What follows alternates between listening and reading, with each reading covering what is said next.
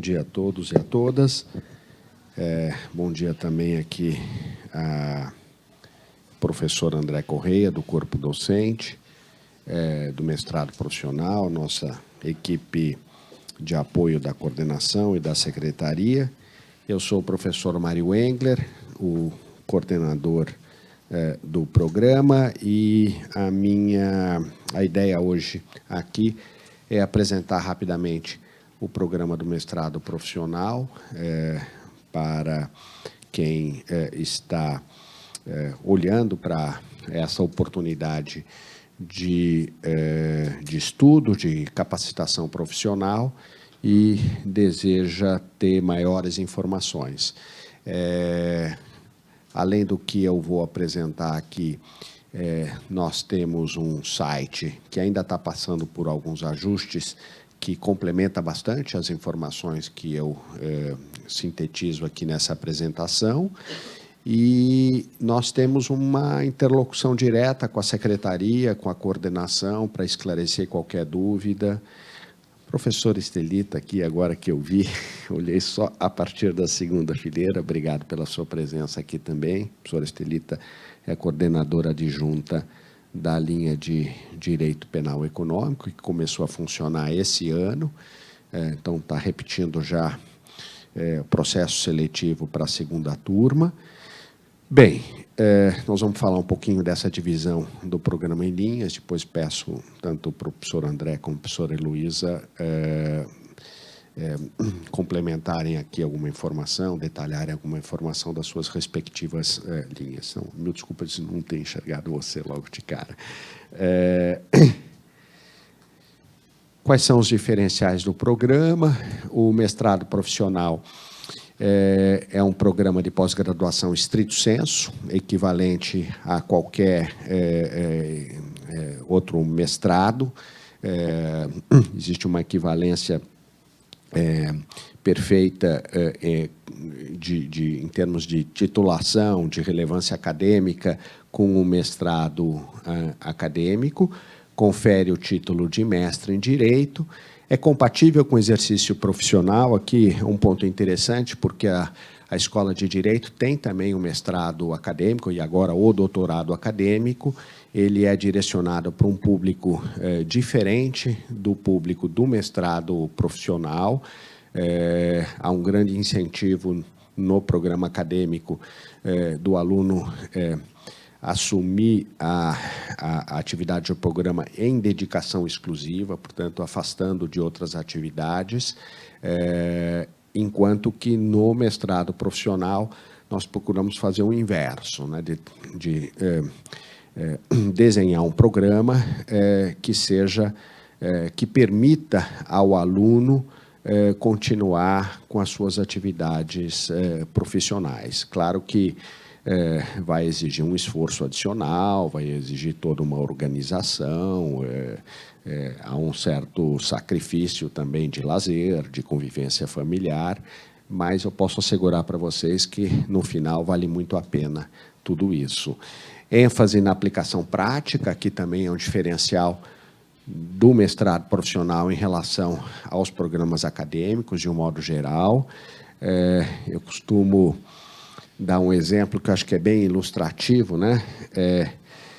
Você vai num médico e porque tem um sintoma, tem lá um mal-estar, uma doença, o médico faz um diagnóstico mobilizando a experiência prática dele, mobilizando o que ele já aprendeu de medicina, pedindo exames, etc., e entrega o diagnóstico aqui para vocês. Olha, este é o diagnóstico, o seu problema é esse, está terminada a consulta. Você vai dizer assim, bom, mas doutor, qual é o tratamento, qual é a prescrição? Eu vim aqui não só para saber meu diagnóstico, eu vim aqui também para receber uma recomendação de tratamento. Bom, então é exatamente esta parte da prescrição do tratamento que é muito importante nos trabalhos que são desenvolvidos no âmbito do mestrado profissional. O diagnóstico Você não chega no tratamento sem passar pelo diagnóstico, mas também não pode parar no diagnóstico e esquecer que o tratamento é o fechamento desse ciclo, que equivale ao que eu estou chamando aqui de aplicação prática. O programa ele teve início em 2013, portanto, este é o processo seletivo que estará recrutando a 8ª turma do mestrado profissional nas linhas de Direito de Negócios e Tributária, que foram as 2 linhas iniciais do programa, recrutando a 4ª turma de Direito Público, que surgiu posteriormente, e a 2ª turma de Direito Penal Econômico, que começou este ano, e o processo seletivo aconteceu o ano passado. Nós já temos mais de 100 alunos titulados. Os trabalhos dos alunos titulados estão disponíveis no site do mestrado profissional. O ano passado, nós fizemos um evento para premiar e divulgar os melhores trabalhos de conclusão de alunos titulados até então, até final de 2017. Então, foram cerca de 10 trabalhos indicados à premiação na linha de negócios, 10 na linha de tributário, não havia ainda trabalhos titulados na linha de direito público, e a linha de penal econômico estava ali sendo estruturada para iniciar a partir desse ano, e eu acho que ali tem uma boa amostra do que, de que tipo de trabalho que se espera do aluno do mestrado profissional. Acho que é importante dizer aqui que esse é um programa estrito sensu, né? Então, como um programa estrito sensu, o foco do programa, o desafio do programa é a produção desse trabalho de conclusão baseado numa atividade de pesquisa, né? Não é simplesmente escrever um romance, escrever um poema, onde você escreve baseado simplesmente em inspiração. Tem aqui a necessidade de uma atividade de pesquisa antecedente à produção do texto. E este é o foco do programa, este é o desafio do programa. As disciplinas do programa, elas são instrumentais. O objetivo aqui não é simplesmente cumprir créditos de disciplinas. Isso não confere o título de mestre a ninguém, simplesmente cumprir créditos de disciplina. Você precisa ter condição de produzir um bom trabalho de conclusão de acordo com o modelo específico do mestrado profissional, que já está bastante consolidado, que já está bastante claro para todo mundo aqui, e que nós temos, eu diria, conseguido transmitir isso de maneira bastante organizada, bastante efetiva para todos os alunos do programa.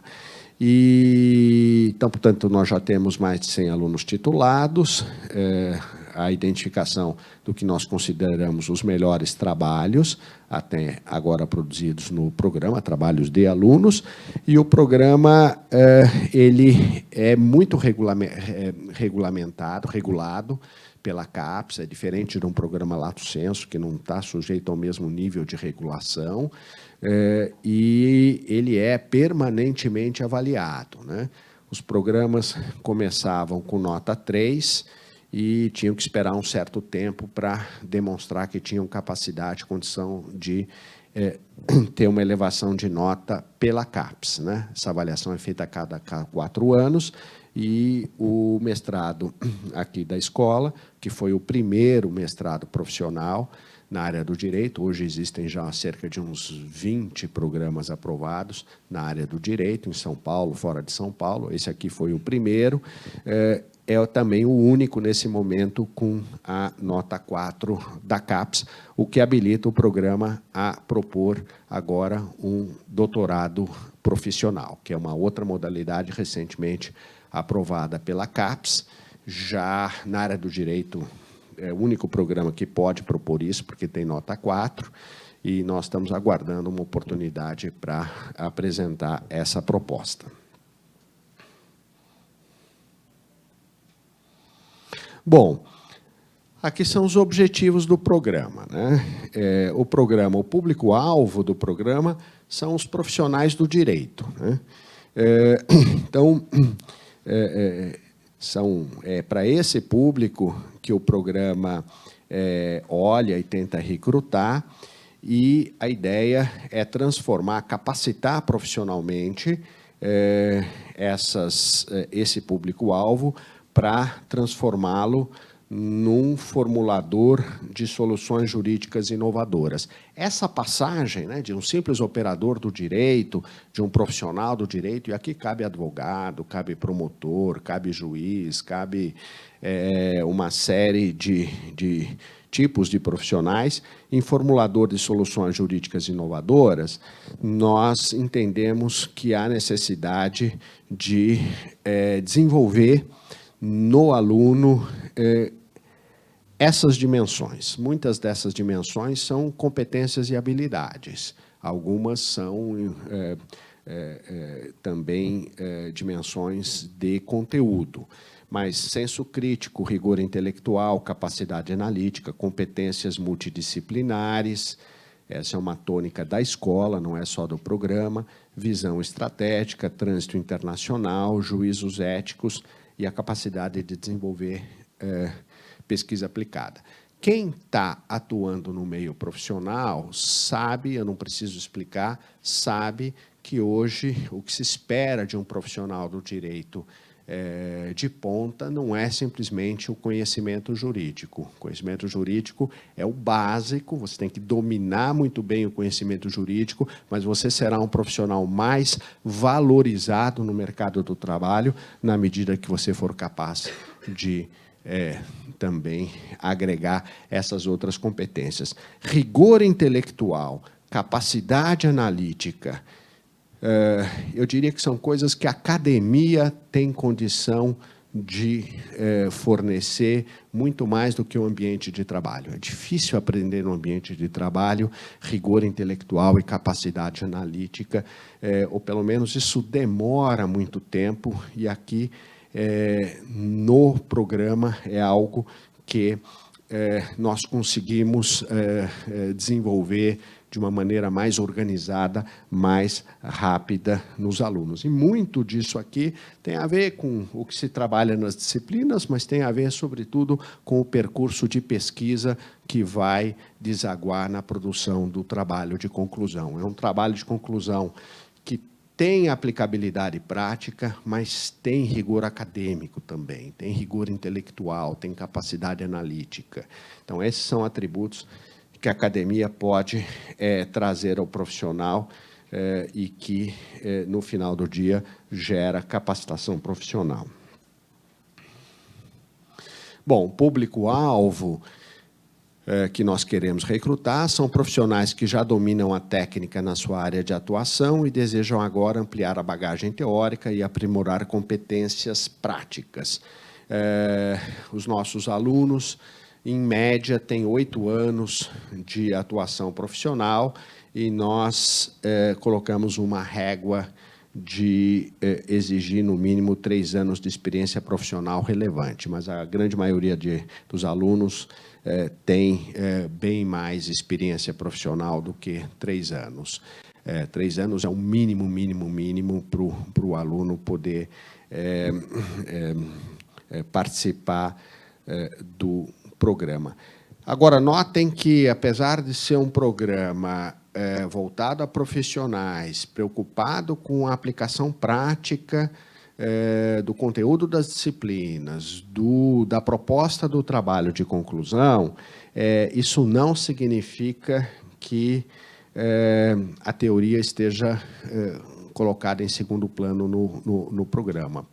Pelo contrário, a forma de qualificar a prática profissional é resgatar o seu embasamento teórico, mas não a teoria pela teoria, o conceito pelo conceito, a natureza jurídica pela natureza jurídica, se eu não for capaz de conectar isso com uma questão concreta, se eu não perceber a relevância prática daqueles conceitos teóricos para solucionar um problema ou para qualificar uma prática. Então, aqui é que se faz a ponte entre teoria e prática.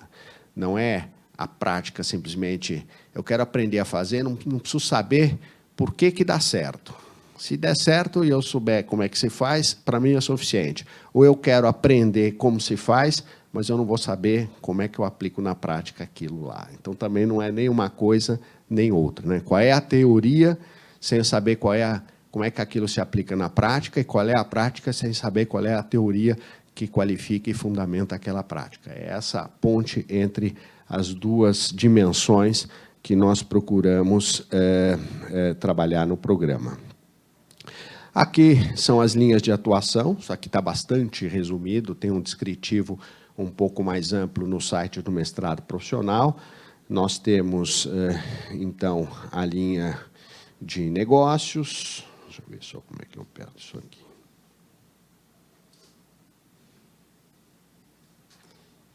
Linhas de negócios, linha de tributário, linha de público. A linha de público, ela tem um recorte, é mais ou menos intuitivo, o recorte da linha de negócios, o recorte da linha de tributário. Interessante que aqui, na linha de tributário, nós estamos olhando dos dois lados, né? Tanto do lado de quem sofre os efeitos da tributação, ou seja, dos contribuintes, como do lado de quem desenvolve políticas de tributação e aplica essas políticas de tributação. As nossas turmas são bastante heterogêneas, combinam profissionais que estão atuando em campos opostos, às vezes, o que é muito interessante, muito rico na troca de experiências, no debate em sala de aula. Então, isso aqui acho que reflete bem: tributação e negócios, processo tributário, políticas de tributação, técnicas de arrecadação. Tá?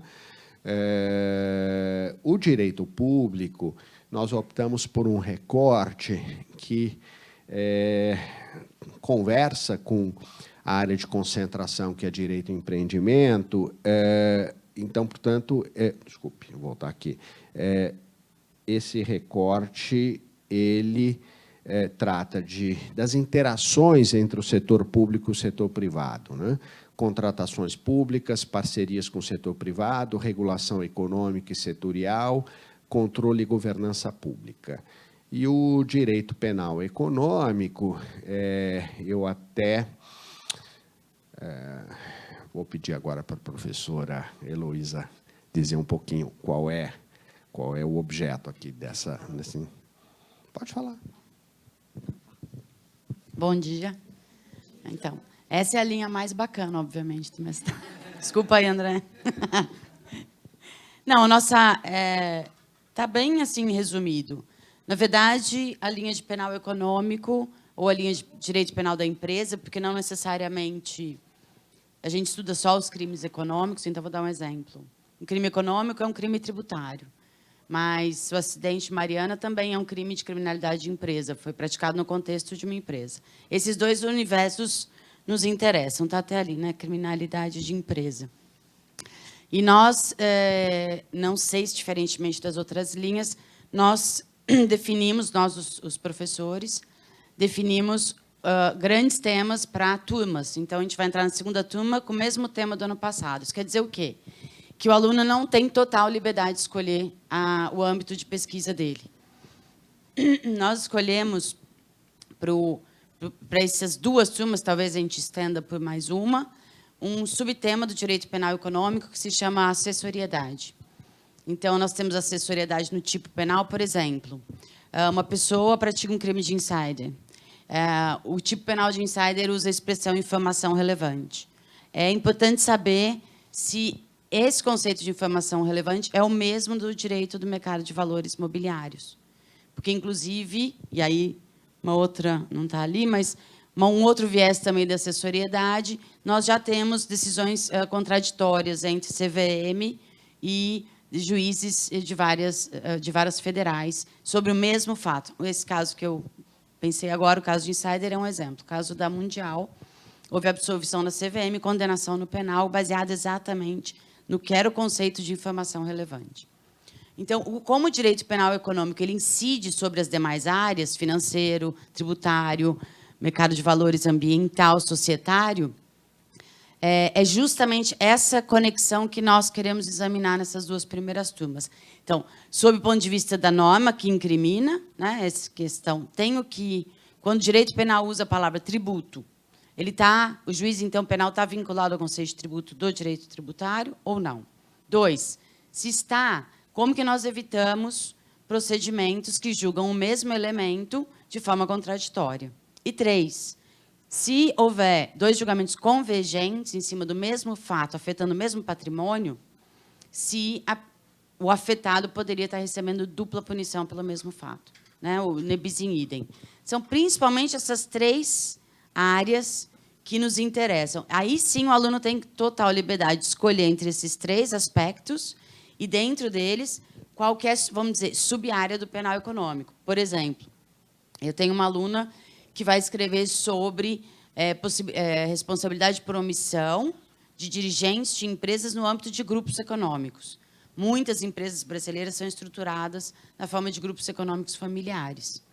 Uma vai estudar isso, um outro aluno vai estudar só hemenêutica dos elementos do tipo penal, com definição extrapenal.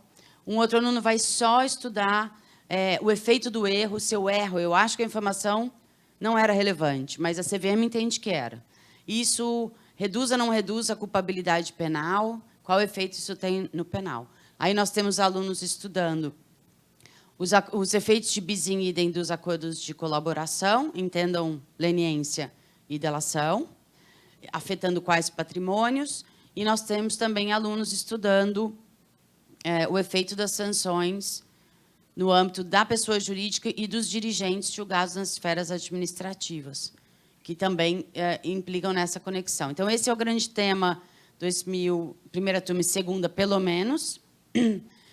Isso quer dizer o quê? Que uma das disciplinas, que é a do segundo semestre, ela é inteira dedicada a dar para os alunos o arcabouço teórico necessário para enfrentar esses temas. Então, isso também é um pouquinho diferente das outras áreas. Como a gente tem um tema, a gente consegue começar a dar o suporte teórico para os alunos mais cedo, né? Dar todo o suporte teórico para que, então, ele possa escolher qual exatamente vai ser o olhar preciso do objeto, do problema concreto que ele vai examinar depois no trabalho de conclusão. Acho que era isso, né? Obrigada, professora Luísa. Eu acho que isso demonstra bem o que eu disse do papel das disciplinas no programa Estrito Sensu. Elas são apoiadoras, elas são instrumentais para que o aluno possa desenvolver essa atividade de pesquisa. Queria chamar o professor André para falar aqui rapidamente sobre a linha de Direito dos Negócios. Queria registrar também a presença do professor Luiz André Azevedo, que é vinculado à linha de negócios, que ministra a disciplina de Companhia Aberta e Mercado de Capitais. Bom dia. Meu nome é André Correia, sejam bem-vindos. Eu sou professor da linha de Direito dos Negócios, nesta cadeira que recebe o nome de Arranjos Contratuais e Societários. Ela tem, na verdade, 2 tópicos, né, 2 momentos, um mais voltado para arranjos contratuais e outro para societários. Eu sou responsável pela parte relativa a arranjos contratuais. Por que essa introdução explicando o que eu faço? Eu sou professor tempo integral da escola, então sou o que a gente poderia chamar de alguém que não trabalha, só dá aula, né? Não entende nada da prática. Brincadeiras à parte, a minha função, eu pelo menos assim entendo no mestrado profissional, está muito ligada àquilo que o professor Mário mencionou com relação ao rigor da análise, né? Arranjos contratuais é uma cadeira de entrada da linha de Direito dos Negócios, e uma das preocupações fundamentais desde o início, essa cadeira existe desde o início do programa, é recuperar uma parte significativa dos conceitos de direito privado, direito dos negócios, direito civil, que são fundamentais para estruturar as operações, sejam elas as mais simples ou as mais complexas. A gente brinca que, basicamente, direito é como matemática, você tem 4 operações básicas, né? Soma, subtração, multiplicação, e tem uma quarta que eu esqueci. Se você sabe fazer essas 4, você não precisa decorar quanto é 2.432 vezes 785. Você sabe a operação, coloca uma conta na frente de você vai lá e faz. Se você não sabe essas 4 operações, não adianta querer decorar, aprender novas teorias, novos conceitos, porque você não vai sair do chão, ou se sair do chão, você vai ser derrubado rapidamente. linha de direitos de negócios, no que diz respeito ao tipo de pesquisa que se quer produzir, tem a ver, então, com esses pontos colocados aqui, ou seja, os arranjos societários e contratuais, ou os arranjos de resolução de disputas, ou mesmo as questões relativas às estratégias diante do mercado de capitais, estruturadas de maneira consistente, ou seja, a gente pensar em testes de materiais capazes de não só produzir o resultado adequado, mas serem protegidas com o máximo de resiliência possível a ataques externos, né? E, para isso, elas precisam entender o contexto normativo na qual elas se inserem, então elas precisam entender o direito brasileiro, elas precisam entender as demandas, por vezes, vamos dizer assim, as irritações externas, e por externas a gente diz, a gente tem investidores estrangeiros que têm uma determinada lógica no seu direito e querem saber se essa lógica é reproduzível ou não no direito brasileiro. E por irritações externas, a gente pode também pensar nos outros sistemas, ou seja, como é que esses arranjos jurídicos se protegem, por exemplo, de intempéries econômicas. Como é que essa operação vai funcionar em voo de cruzeiro, quando a economia estiver 100%, ou num céu bastante conturbado, como a gente tem hoje. E, para isso, eu preciso entender um pouco como os tribunais decidem, como o nosso direito foi formado, o que ele tem de semelhante ou diferente dos direitos estrangeiros. Essa é um pouco, me parece, uma preocupação recorrente em várias dessas cadeiras, em várias dessas disciplinas, tudo para, ao final, produzir algum tipo de reflexão que, no viés aplicado, diga, bom, dado esse cenário, dado esse interesse, o que nós recomendamos enquanto estratégia, enquanto viabilização de uma determinada operação, seja um arranjo contratual, seja uma estrutura societária, é isto. Então, a cadeira de arranjos contratuais tem essa preocupação, que é fornecer esse instrumental básico para a linha de negócios. E isso faz, me parece, e aí o Mário e os demais professores podem me confirmar, fazem todas as cadeiras em todas as áreas, ou seja, fornecer o instrumental básico para a produção do trabalho de conclusão na área específica, no nosso caso, direito de negócios. Eu queria mencionar dois casos que eu acho interessantes, dois trabalhos produzidos na área, para ter uma ideia mais concreta. Um dos alunos que defendeu recentemente produziu uma dissertação de mestrado sobre cláusula de performance em contratos de agência. Havia uma questão específica sobre se, essa cláusula era, na perspectiva deles, o que eles perguntavam, era ou não válida, era ou não lícita, e se, ao estabelecer determinados controles sobre a performance de determinado agente, essa cláusula criava maior risco de um reconhecimento de um vínculo de subordinação que pudesse remeter estes contratos ao regime do contrato de emprego. Então, basicamente, a dissertação, o texto, a reflexão desse sujeito foi demonstrar, a viabilidade dessa cláusula, o fato dela ser, por exemplo, legal, e 2, tentar sustentar um determinado tipo de matriz de desenho dessa cláusula para dizer, olha, desenhada desta forma, ela pode produzir resultados interessantes. Claro que aqui a gente está pensando em resultados interessantes que tem a ver com o auxílio um pouco da teoria da administração, para tentar imaginar que tipo de resultados, de incentivos essa cláusula pode produzir no agente, e por que eu entendo, segundo ele, que não vai haver o reconhecimento de um vínculo de subordinação. Olha, analisando a jurisprudência do direito do trabalho, a gente tem esses critérios, essa cláusula foge a esses critérios, portanto, com isso, ela está fora ela tira ou reduz o risco de reconhecimento de vínculo de subordinação nesse nível, a ponto de criar um contrato de emprego. Acho que isso deixa bem concreto que tipo de reflexão a gente quer lá na ponta e como é que essas cadeiras podem instrumentalizar. Então, por exemplo, resolução de disputas. O tipo de disputa ou de conflito que pode acontecer nessa relação entre principal e agente vai ser tratado por esse aluno, não de maneira teórica, mas vai ser incorporado numa parte da sua dissertação sobre como é que essa cláusula de performance pode gerar conflitos e como é que esses conflitos podem ser resolvidos. Na minha parte específica, em arranjos contratuais, o que ele discutiu foi, bom, a noção de adimplemento, como é que eu posso estabelecer aqui determinados thresholds para dizer que esse sujeito cumpriu a performance indicada e o que isso significa no direito brasileiro. A partir desses vários materiais obtidos em algumas dessas disciplinas, ele produziu a dissertação. Eu acho que aí, para a parte de societário, mais especificamente ao mercado, o Luiz André pode comentar de maneira um pouco mais pontual. Obrigado. Muito obrigado, professor André. Antes de passar a palavra para o professor Luiz André, falar rapidamente um pouquinho sobre os temas, a linha de negócios, mas com enfoque mais societário. Eu queria ressaltar um ponto. Vocês estão vendo 4 linhas aqui, mas isto é um programa, não são 4 programas, não são 4 especializações. Nós não desejamos tornar o aluno um especialista nessas matérias. Para isso, existe o curso de especialização. A proposta do mestrado profissional é fazer o aluno, estimular o aluno, ensinar o aluno a pensar fora da caixa. Portanto, quando o professor André vai falar sobre isso, quando, na disciplina de mercado de companhia aberta, mercado de capitais, é uma disciplina de 30 horas aula, onde o professor André tem o desafio de selecionar alguns temas que sejam importantes, que sejam atuais, e não transmitir um conteúdo sistematizado de direito societário. Para isso, a escola tem a especialização em direito societário.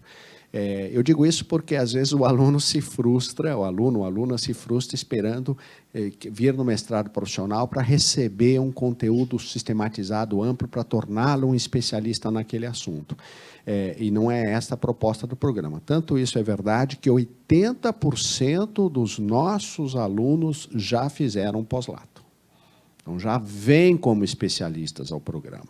Agora, eles querem algo, dar um passo além, eles querem desenvolver aquelas habilidades que eu mencionei, competências, senso crítico, visão estratégica, rigor intelectual, que são dimensões menos trabalhadas num programa pós-lato, que está mais preocupado em transmitir um conteúdo sistematizado, ensinar melhores práticas, etc. E mais, são 4 linhas que se articulam entre si.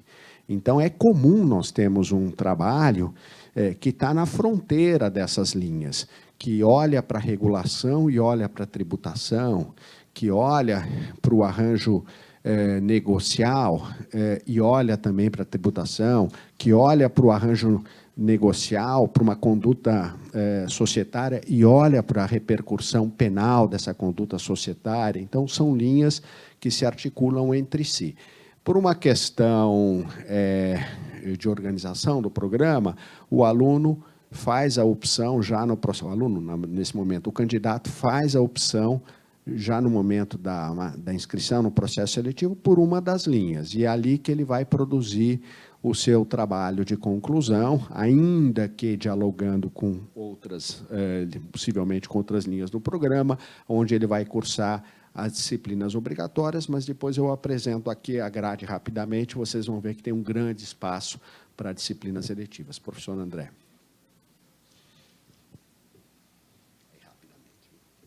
Mário, bom dia aos colegas, a todos aqui. Falar da minha exposição é uma exposição de improviso, porque eu não confirmei que vim, então, quem sabe, faz ao vivo, né? Faz uns 30 segundos. O meu tema, que é o tema de companhias abertas e mercado de capitais, está inserido no ramo dos direitos dos negócios e vai nos permitir explorar questões fundamentais de direito societário sob um corte mais transversal. Direito do mercado de capitais é uma disciplina de sobreposição, então nós vamos dar aos alunos arcabouço para que construam seus trabalhos a partir dessa percepção de que mercado de capitais nos permite discutir os grandes temas de direito societário, e nos permite entender esses temas numa interação com a regulação. Então, há uma sobreposição clara de questões de direito privado com questões de direito administrativo. Então, ao discutirmos mercado de capitais, existe uma ênfase importante nas grandes questões envolvidas na atividade da CVM, como a CVM tem se posicionado, quais as características do processo administrativo sancionador, mas com uma ênfase, eu repito, nas grandes questões dos grandes temas. Se costumava olhar direito do mercado de capitais sob uma perspectiva de forma mais isolada, de forma mais míope até. Quando nós tínhamos um mercado mais exuberante, esse era um luxo, esse era um risco que se podia correr. Hoje, dada a conjuntura atual, a gente percebe que as questões de direito societário, quando tratadas na esfera da companhia aberta, já nos inserem em discussões muito maiores, já nos inserem, por exemplo, nas repercussões de direito penal econômico, como é que as companhias abertas têm reagido às questões envolvidas em acordos de colaboração. como aumentou a questão da litigiosidade envolvendo companhias abertas, quais as novas ferramentas para a responsabilização de acionistas controladores, de administradores. Nós começamos a importar soluções da experiência comparada, as ações de classe no direito societário, como aprimorar esse sistema de responsabilização.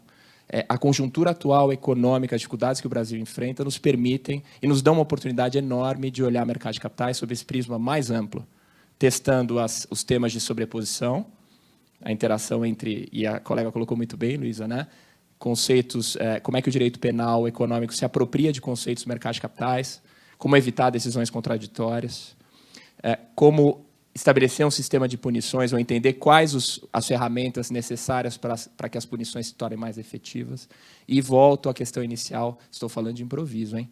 Volto à questão inicial, porque vim muito mais como observador, a questão inicial de que, para estudar e discutir grandes questões de direito societário, nós temos que olhar para as companhias abertas. Então, ali na CVM que nós temos os precedentes mais relevantes. A ideia no nosso curto módulo é trabalhar os grandes casos, acima de qualquer coisa. E, ao discutir os grandes casos, os alunos vão poder perceber as questões-chave.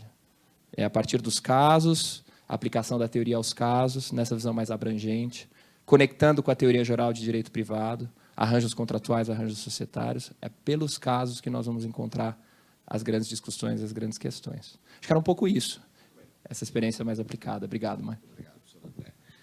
Muito bem, eu então agradeço aqui a fala dos três professores e prossigo aqui. Um pouco da estrutura básica do curso, né? O curso tem duração de até 24 meses, portanto, não é um curso prolongado. Total, o aluno precisa cursar, o aluno ou aluna precisa cursar o total de 12 disciplinas bimestrais, aqui bimestrais, mas elas podem ser semestrais, numa outra frequência que eu vou explicar, mas as disciplinas têm sempre 30 horas aulas, dividida em 8 encontros semanais. E aqui é importante, a partir do ano passado, nós começamos a oferecer as disciplinas para alunos da linha de negócios e da linha de tributário, tanto às segundas e terças-feiras, pela manhã, com periodicidade semanal, como às sextas e sábados, e aí manhã e tarde, nos 2 dias, com periodicidade quinzenal, né?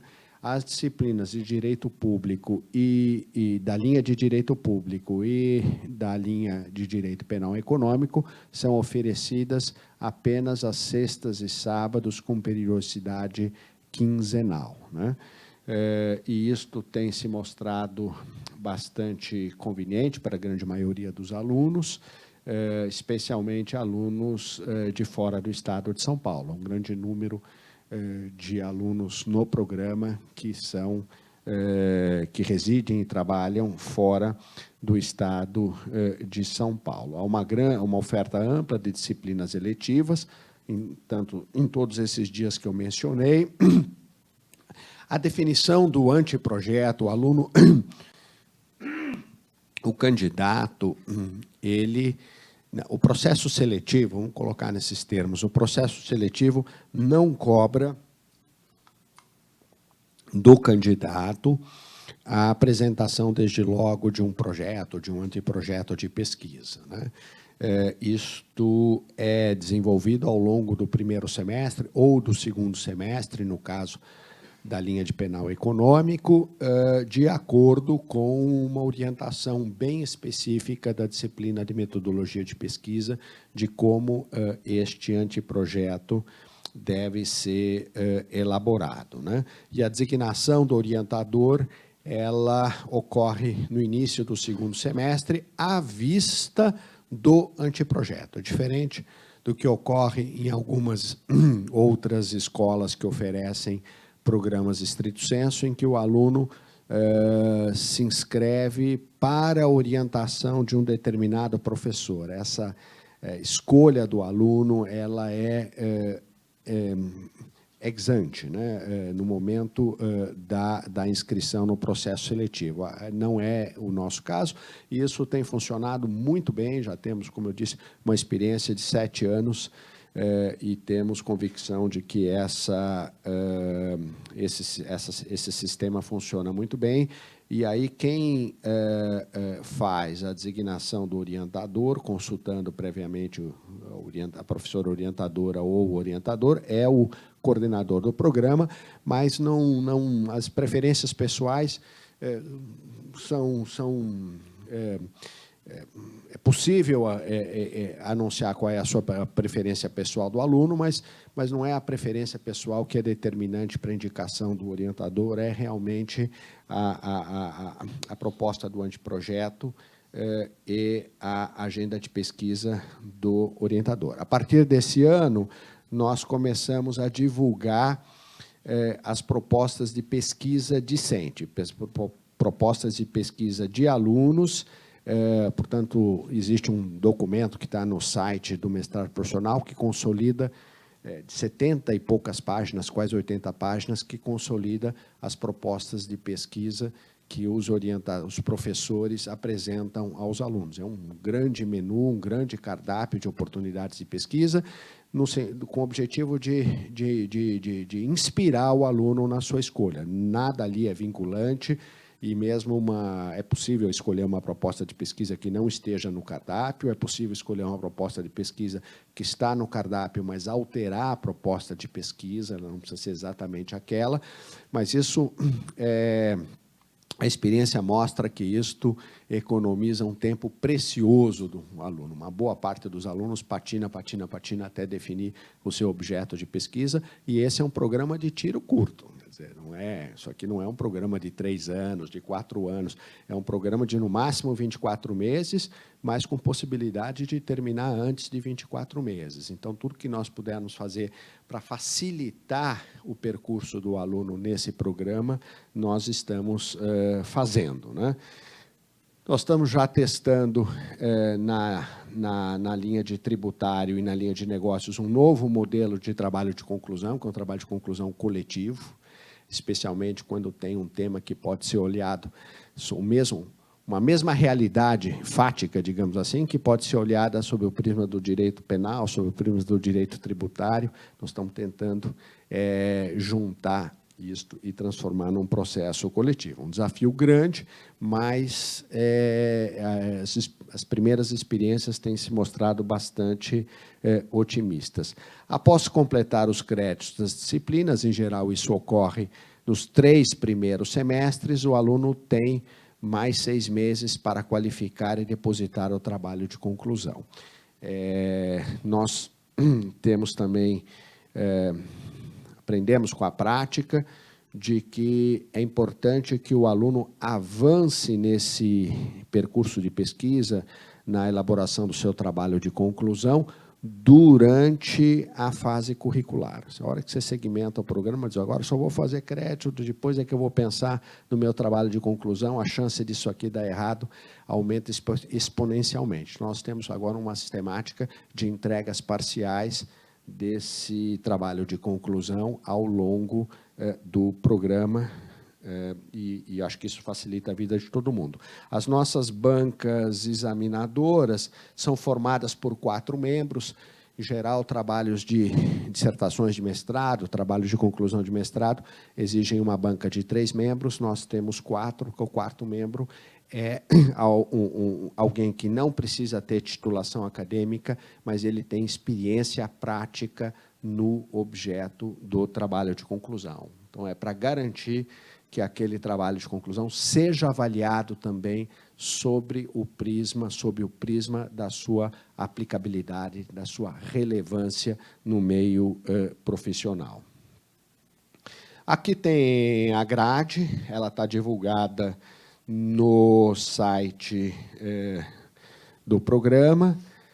O site do programa oferece também o acesso à ementa da disciplina, à bibliografia e ao último programa de disciplina completo que foi utilizado nestas disciplinas.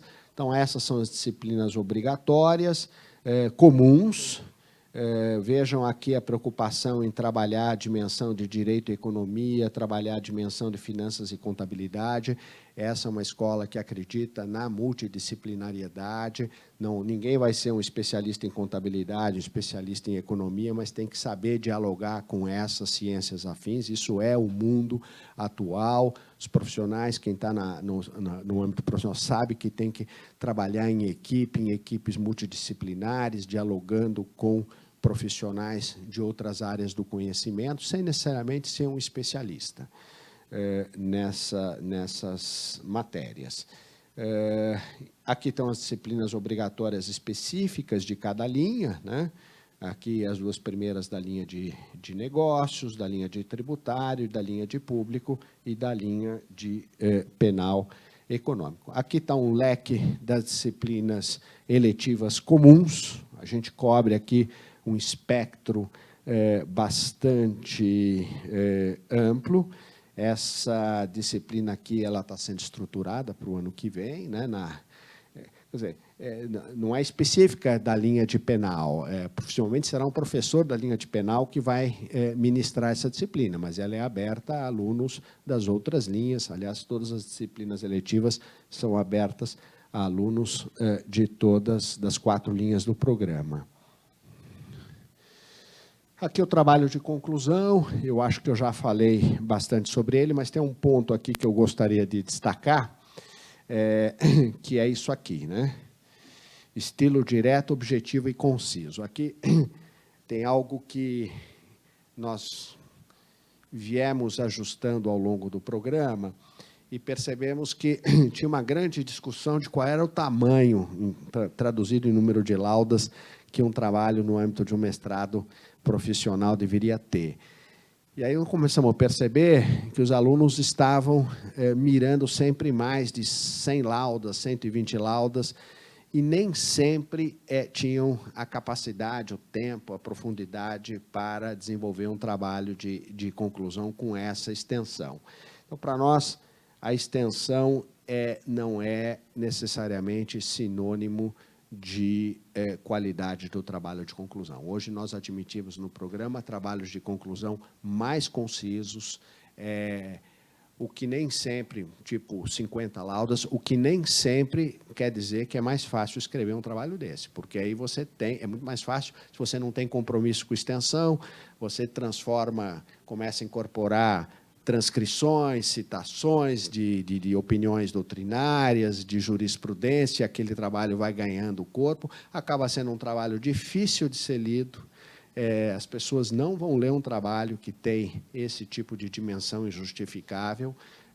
Então, nós desconstruímos essa ideia de que extensão é sinônimo de qualidade de trabalho na área jurídica e admitimos trabalhos mais concisos, com linguagem direta, objetiva e concisa. Esses é o que terão mais chance de serem lidos pelo público profissional.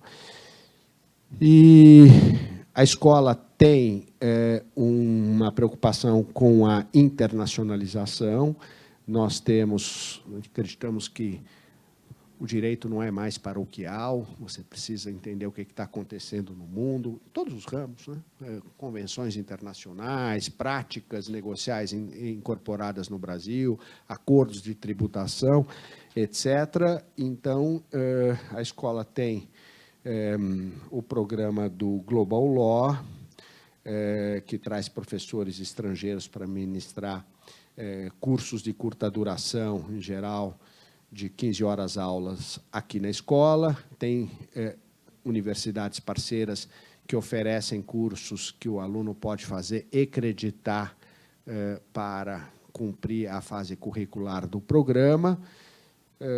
E aqui o processo seletivo, interessante falar nisso aqui, o processo seletivo ele é composto de uma análise curricular, de um questionário de motivação, cartas de recomendação, são facultativas, não são obrigatórias, no máximo 2, uma prova de proficiência em inglês ou apresentação de certificado equivalente, uma prova escrita sobre aptidões técnicas e acadêmicas e uma entrevista coletiva, né? A linha de penal econômico, ela indica uma bibliografia específica que precisa ser trabalhada previamente, consultada pelo aluno para fazer a prova, não durante a prova, mas antes da prova. As outras linhas não estão exigindo o domínio de uma bibliografia, o domínio antecipado de bibliografia específica. Bom, é um curso caro, é um curso que tem que ser olhado como um investimento. A escola procura mitigar um pouco isso, oferecendo um financiamento de 20% a 30% do valor da mensalidade, nessas condições, IGPM, um período de carência, e um deferimento deste pedido de financiamento, ele não é automático, ele tem que considerar alguns aspectos, existe sempre uma oferta limitada desse financiamento. Aqui está o corpo docente, em ordem alfabética. Professor André. Aqui.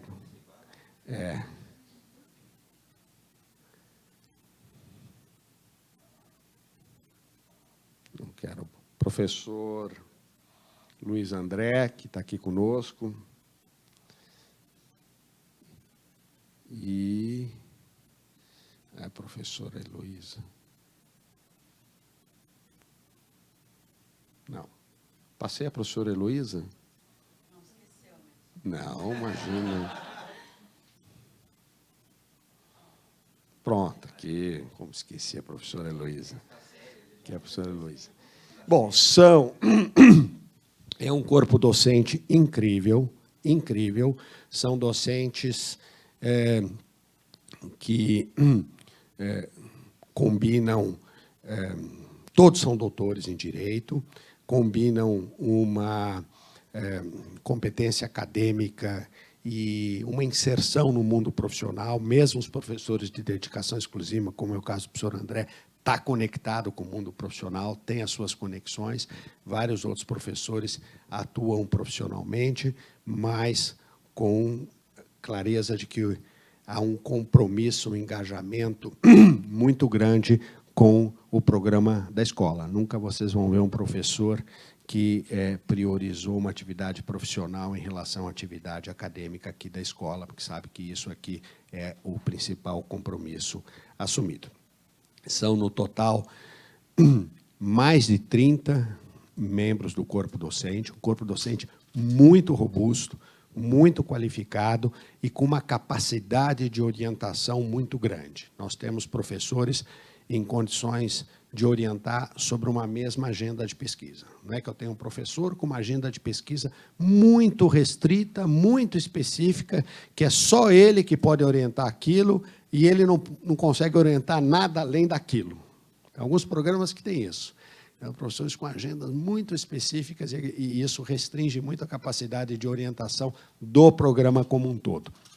Aqui na área de societário, nós temos o professor Luiz André, nós temos a professora Luciana, eu mesmo posso orientar na área de societário, e direito privado tem o professor André, tem o professor Pedro Serpa, tem o professor Paulo, tem uma, assim, na área penal também, é muito coesa, muito integrada com todos os professores com capacidade de orientação, uma agenda de pesquisa previamente definida, e isto facilita muito depois o trabalho de distribuição das orientações, porque há sempre mais de uma alternativa de orientação para a escolha de um determinado tema de pesquisa pelo aluno.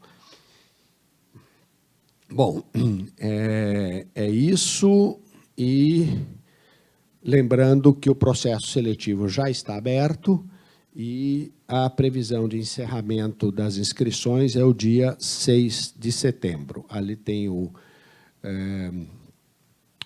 e-mail, a página e o e-mail do programa e o telefone de contato. Então, agradeço a atenção de todos e nós somos aqui um grupo pequeno. Sintam-se absolutamente à vontade de fazerem qualquer pergunta. Estamos aqui à disposição. Alguém quer esclarecer alguma coisa? Bom, Então, vou fazer o seguinte, eu vou encerrar aqui a apresentação, convido vocês a tomarem um café, peço para o professor André, para o professor Luiz André, para a professora Heloísa e eu mesmo ficaremos aqui por mais uns 15 minutos para poder, eventualmente, sermos abordados por qualquer um de vocês que queiram esclarecer algum ponto aqui sobre a apresentação. Muito obrigado. Viu?